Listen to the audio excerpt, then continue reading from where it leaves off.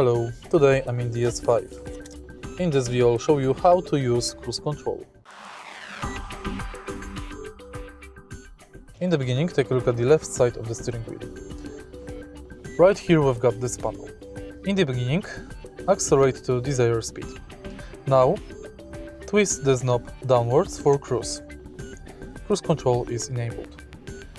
Press plus button to activate it. Now you can let the acceleration pedal go. Press plus button to increase speed, minus button to decrease speed. Press pause button to pause cruise control and memorize button to memorize the current speed for cruise control. To disable cruise control, set it to 0. If you find this video helpful, please leave like, comment and subscribe.